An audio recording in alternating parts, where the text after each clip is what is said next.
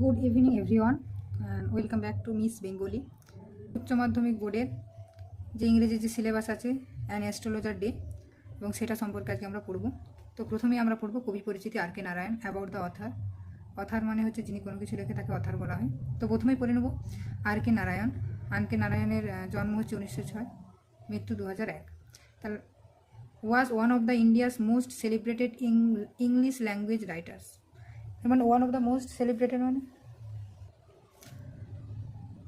Most celebrated English language writers. তার মানে আর K Narayan যে সমস্ত ভারতীয়রা যারা ইংরেজি ভাষাতে লিখেছে তাদের মধ্যে একজন সেলিব্রেটেড মানে খুব বিখ্যাত। নোন ফর হিস, নোন মানে তিনি পরিচিত ছিলেন, ফর মানে জন্য, হিস মানে তার সিম্পল, সিম্পল মানে সহজ, ইয়ের তথাপি প্রোফাউন্ড মানে গভীর স্টোরি টেলিং। তাহলে তিনি সাধারণত কীভাবে বিখ্যাত ছিলেন? কারণ তিনি সরল ভাষায় লিখতেন, কিন্তু ওনার একটা গভীর ছিল স্টোরি টেলিং মানে গল্প বলাতে। হিজ ওয়ার্কস, ওয়ার্কস মানে এখানে হচ্ছে তার রচনাগুলি। ওপেন, সাধারণত ওপেন মানে প্রায় ডেপিক, ডেপিক মানে চিত্রায়িত করা মানে কোনো কিছু তুলে ধরা। লাইভ কাকে তুলে ধরতো? জীবনকে। In the fictional south Indian town of the Malgudi. In the fictional, fictional মানে আমাদেরকে জানতে হবে যে যেই জিনিসটা মানে এক্সিস্ট করে না। ফিকশনাল মানে কোনো একটা চরিত্র যেটা এক্সিস্ট করে না। Fictional south Indian town of the Malgudi, তাহলে দক্ষিণ ভারতের একটা টাউন যেটা মালগুড়ি, যেটা ওনার নিজের বানানো, সেই যে জায়গা, সেই জায়গার যে জীবনযাত্রা সেটাকে তার লেখা বেশিরভাগ তুলে ধরেছে। ক্যাপচারিং, ক্যাপচারিং মানে যেটাকে দখল করেছে বা তুলে ধরেছে। দ্য এসেন্স, এসেন্স মানে সারমর্ম অফ ইন্ডিয়ান সোসাইটি মানে ভারতীয় সমাজে। উইথ মানে দিয়ে হিউমার অ্যান্ড রিয়েলিজম, হিউমার মানে একটা ছন্দ মানে আলোচনা, হিউমার মানে একটা মজার ছন্দ, অ্যান্ড রিয়েলিজম মানে বাস্তবতাকে কেন্দ্র করে। হিজ ডেবিউ নোবেল, তাহলে এই উচ্চারণটা কিন্তু ডে বসে না, এটা হচ্ছে ডেবিউ। ডেবিউ মানে তিনি প্রথম যত নোবেল লিখেছিলেন তার মধ্যে প্রথম নোবেল ছিল স্বামী অ্যান্ড ফ্রেন্ডস, স্বামী এবং ফ্রেন্ডস। কত সালে? 1935। তাহলে 1935 কীভাবে বলবো? 1935, 1935 সালে। ইন্ট্রোডিউস রেট মানে পরিচিত করেন রিডার্স মানে পাঠকদের টু মালগুড়ি, মালগুড়ির সাথে, অ্যান্ড শোকেস্ট এবং দেখায়, অ্যান্ড এবং শোকেস্ট, শোকেস্ট মানে দেখিয়েছে হিজ ট্যালেন্ট, হিজ ট্যালেন্ট মানে তার বুদ্ধিমত্তা। ফর ব্লেন্ডিং, ব্লেন্ডিং মানে মিশিয়ে দিয়ে, এভরিডে এক্সপিরিয়েন্স প্রতিদিনের যে অভিজ্ঞতা, উইথ মানে সাথে, ডিপ ফিলোসফিক্যাল ইনসাইট, ডিপ মানে গভীর, ফিলোসফিক্যাল দার্শনিক, ইনসাইট মানে একটা অন্তর্দৃষ্টি। তার মানে এটা বলতে চাইছে যে তার প্রথম নোবেল কী ছিল? স্বামী অ্যান্ড ফ্রেন্ডস। সেটা আমাদের সাথে কিসের পরিচয় করায়? মালগুড়ি ডেজের, রিডার্স মালগুড়ি ডেজের, এবং সেটা দেখায় যে কিভাবে দৈনন্দিন দিনের অভিজ্ঞতার সাথে কিভাবে একটা দার্শনিক অন্তর্দৃষ্টির একটা যে সংযোগ, একটা যে মিল, সেটাই হচ্ছে এটা আমাদেরকে দেখায়। হিজ মেজর ওয়ার্কস, তার প্রধান কাজ। ইনক্লুড, এখানে বারবার আমরা একটা জিনিস দেখছি ওয়ার্কস, WORKS, ওয়ার্কস। ওয়ার্কস মানে কোনো একটা রাইটার যেগুলো লিখে তাকে বলে ওয়ার্কস, কিন্তু এটা যদি এস না থাকে, যদি লিখি WORK, ওয়ার্ক, ওয়ার্ক মানে কী হয়ে যাবে? ওয়ার্ক মানে হচ্ছে কাজ, ওয়ার্ক মানে কী হবে? কাজ।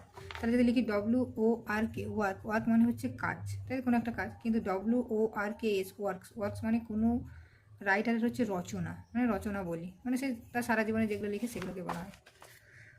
Include the bachelor of arts, 1937। তাহলে তিনি আর তার বিখ্যাত লেখাগুলির মধ্যে কী ছিল? দ্য ব্যাচেলর অফ আর্টস, মানে ব্যাচেলর অফ আর্টস, এটা কত সালে লিখেছিলেন? 1937। The English teacher, English teacher 1945, 1945 লিখেছেন। অ্যান্ড দ্য গাইড, এবং গাইড 1958, 1958 সালে। হুইচ মানে যেটা, ওন মানে জিতেছিল। দ্য সাহিত্য একাডেমি অ্যাওয়ার্ড, তাহলে যেটার জন্য তিনি কী পেয়েছিলেন? সাহিত্য একাডেমি অ্যাওয়ার্ড, একটা অ্যাওয়ার্ড যেটা সাহিত্যের জন্য দেওয়া হয়। অ্যান্ড ওয়াজ লেটার অ্যাডাপ্টেড, এবং পরবর্তীকালে ওটাকে নেওয়া হয়েছিল ইন্টু আ সাকসেসফুল ফিল্ম। তার মানে উনি হচ্ছে দ্য গাইড, এটার জন্য তিনি কী পেলেন? সাহিত্য একাডেমি পুরস্কার, এবং পরবর্তীকালে ওটাকে নেওয়া হয়েছিল একটা সফল ছবি বানানোর জন্য, ছবি মানে ছবি, ছায়াছবি, যেটা আমরা সিনেমা বলি। নারায়ণস রাইটিং মানে নারায়ণের লেখা ইনফ্লুয়েন্স, ইনফ্লুয়েন্স মানে প্রভাবিত হয়েছিল by western literary tradition. Western literature মানে পশ্চিম দেশের যে লিটারারি মানে লিটারেচার মানে কি? সাহিত্য, মানে সাহিত্যিক ট্রেডিশন মানে ধারা, ইয়ে তথাপি deeply rooted in Indian Athos. তার মানে দেখা যাচ্ছে যে নারায়ণের রাইটিংয়ের উপর কিসের প্রভাব ছিল? ওয়েস্টার্ন লিটারারি ট্রেডিশন, মানে ওয়েস্টার্ন ট্রেডিশনের একটা প্রভাব ছিল, তথাপি ডিপলি কিন্তু গভীরভাবে তিনি ভারতীয় যে এথোস মানে এথিস নীতি তার উপর নির্ভর ছিল। ওপেন এক্সপ্লোরস, সাধারণত এটা এক্সপ্লোর করা মানে কোনো কিছু নতুন করে আবিষ্কার করা। থিমস অফ ডেস্টিনি, তাহলে এটা কিসের থিম বলে? ভাগ্য। Tradition and human relationship, tradition মানে ধারা প্রবাহ, এবং হিউম্যান রিলেশনশিপ মানে মানবিক সম্পর্ক। তাহলে এটা বলছে যে নারায়ণের লেখাগুলো কার দ্বারা অনুপ্রাণিত ছিল? ওয়েস্টার্ন লিটারারি ট্রেডিশন, কিন্তু তাও তার জিনিসগুলো ভীষণভাবে ভারতীয় রুটের ছিল। হিজ প্রোজ ইজ মার্ক, মানে তার যে, এখানে আমাদেরকে জানতে পোয়েট্রি আর প্রোজ, তাই তো? পোয়েট্রি মানে হলো কোনো কবিতা, আর প্রোজ মানে হলো কোনো গদ্য। Is mark by simplicity and irony, তাহলে তার মধ্যে একটা সরলতা থাকে, অ্যান্ড আইরনি, আইরনি মানে একটা আইরনি মানে মানে দতার্থক একটা কথা, মানে যার দুটো মিনিং থাকবে। Making is narratives both engaging and thought provoking, এবং এটা ওর ন্যারেটিভটাকে কী করে? এনগেজিং মানে যেটা সহজে যুক্ত করা যাবে, অ্যান্ড থট প্রভোকিং এবং যেটা চিন্তা করতে মানুষকে বাধ্য করবে। নারায়ণ ওয়াজ ইনস্ট্রুমেন্টাল, ইনস্ট্রুমেন্টাল তিনি ছিলেন একজন খুব ভালো একটা ব্যক্তি, ইন পপুলারাইজিং মানে পপুলারাইজিং মানে বিখ্যাত করাতে ইন্ডিয়ান লিটারেচার ইন ইংলিশ। তাহলে আর কে নারায়ণ একজন ব্যক্তি ছিলেন যিনি ইন্ডিয়ান লিটারেচার মানে ইন্ডিয়ানরাও যে ইংলিশে লিখে সেই ভাবধারাটাকে কোথায় পরিচিত করেছিলেন বা ব্যাপকভাবে বিখ্যাত করেছিলেন? ইংল্যান্ডে। আর্নিং ইন্টারন্যাশনাল রেকগনিশন এবং একটা আন্তর্জাতিক তিনি একটা সম্মান পেয়েছিলেন, including a Padma Bhushan and Padma Vibhushan. এবং তিনি কী কী অ্যাওয়ার্ড পেয়েছিলেন? পদ্মভূষণ এবং পদ্মবিভূষণ। হিজ এবিলিটি, তার দক্ষতা, টু পোট্রে মানে আঁকতে, দ্য কমপ্লেক্সিটিস মানে জটিলতা অফ ইন্ডিয়ান লাইফ মানে ভারতীয় জীবনের, থ্রু অর্ডিনারি ক্যারেক্টার্স মানে সাধারণ চরিত্রের দ্বারা, মেক সিম আর টাইমলেস স্টোরি টেলার। তাহলে তার যে একটা দক্ষতা ছিল, তিনি হচ্ছে বিভিন্ন কমপ্লেক্সিটি মানে জটিলতা দিয়ে ভারতের কোনো একটা সাধারণ চরিত্রের মধ্য দিয়ে যে একটা জটিলতাকে ফুটিয়ে তোলা, সেটাকে তাকে একটা টাইমলেস স্টোরি টেলার করে দেয়।